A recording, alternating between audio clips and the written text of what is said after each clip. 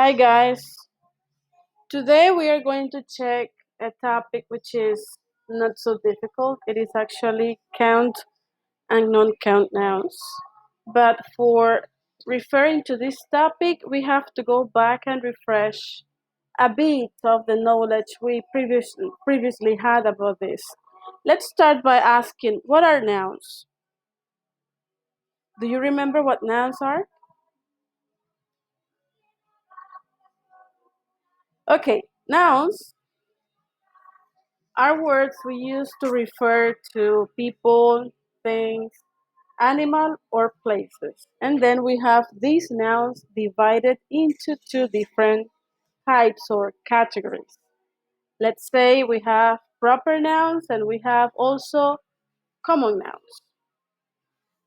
Proper nouns are these words or specific names we give to people, places, or animals, or even things. Okay? Then these proper nouns are, for example, if I say Maria, Pedro, or I say Firulai, if I have a dog and I want to name it like that. Or if I say the River Thames, if I say the Eiffel Tower, they are things, but I am given a proper name. If I name some countries, United States, Great Britain, Ireland, Panama. So I continue with the use of the proper names or the proper nouns. On the other hand, we have these common nouns, which are general words that I use to refer to, as I said before, things, places, animals. Okay?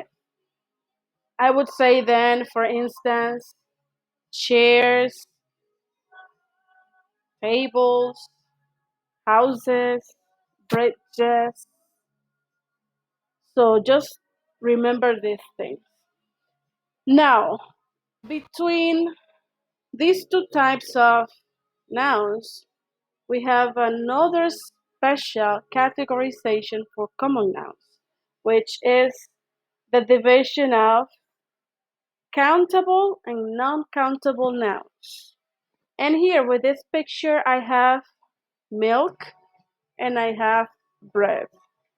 I would just say these two words to give you an example. Then here, bread and milk are non-countable nouns.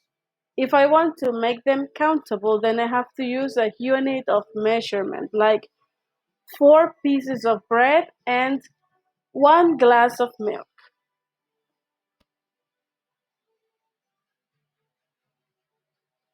Then let's see here, and then we have some examples of countable nouns. As you see in the picture, I am using the image of 2 chairs and 1 table. This picture tells you how I am referring to these things using countable nouns. I can count them, that's why they are countable, and I'm using in this case numbers. But I can also use some quantifiers like some, many, few, but this is a topic that we will see ahead during the course. On the other hand, then I have this one here, which is a non-count noun or non-countable noun. This one is non-countable because you cannot measure electricity by itself. You would need to use the word like bolt. In this case, a bolt of lightning to refer to these natural phenomena as a way of a countable noun. If you don't use the word, then it is just an uncountable noun. Here I have a chart that I would like you to see. It is on page 165, and this chart refers to categories of non-count nouns. So here we have abstractions like beauty, energy, honestly, and love. These ones, all of these are uncountable, non-countable nouns. The next one is diseases like AIDS, cancer, influenza, and malaria. Next to them, you have examples, so you can check the examples as well. The next one is fields of study and languages like Arabic, engineering, English, psych, physics, sorry, Spanish, French, and others. The next one would be food and drink, bread, coffee, like in the picture before, fish, meat, tea, water, milk, and more, right? Natural phenomena, electricity, heat, lightning, rain, sun. Particles, dust, pepper, salt, sand, and sugar. And there are many others, but they are providing some examples here like equipment, furniture, money, news, and traffic. There are certain words that can be used both as countable and uncountable nouns, but they will depend in the context you will be using them. So this is something you have to check carefully also on page 165, in where they provide you with some other examples. But meanwhile, I'm going to give you this example. They have, as I have here in the picture, the word film. And then film can be countable and uncountable. If I refer to the discipline or let's say a type of job, filming or film will be like a type of art. So they are referring in this case to that specific discipline. But if I refer to film as something countable, I will refer to movies. Like I have seen or I have watched 2 films this week. In this case, then I am using the word film as a countable noun. But if I use it on the other context, it will be just uncountable.